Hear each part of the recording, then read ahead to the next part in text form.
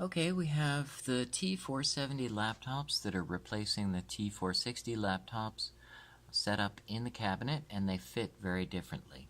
As you can see, they're fitting in there sideways.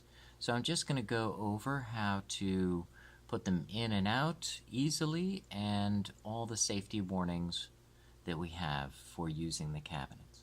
First of all, the cables that connect the laptops are always going to be short, and they're short for a reason. They're short so that you can't pull them out far enough so that they get guillotined or cut by the doors opening and closing. But you still have to mind that. You have to be very careful that the cables are all inserted and up on the shelf after you take a laptop out, and you have to make sure that none of them are near the hinges where they could get pinched in the hinges of the cabinet.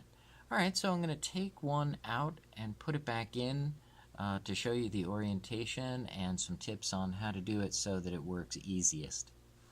Alright,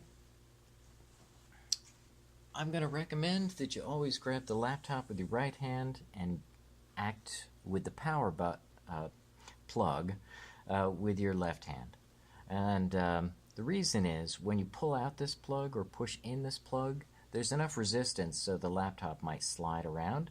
If you're holding onto it, it makes it much easier. So I'm holding onto the laptop and I removed that power plug. I'm going to put it back on the shelf for safety, and I'm going to slide out the laptop. As you can see, the laptops will always orient so the barcode will stick to the right side of the shelf. The power connector and the power plug will always be on the left side of the shelf. When you slide one back in, you're sliding it in with the barcode to the right.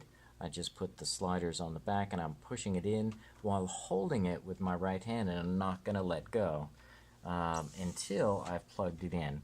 So I've got it all the way back as far as it will go, so I don't have to tug on the power cord.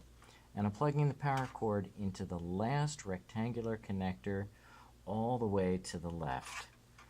It looks very similar to a USB plug, and there is a USB plug on this side of the laptop, which can get confusing, so it's the last rectangular connector. As you can see, when I plugged it in, the light turned on.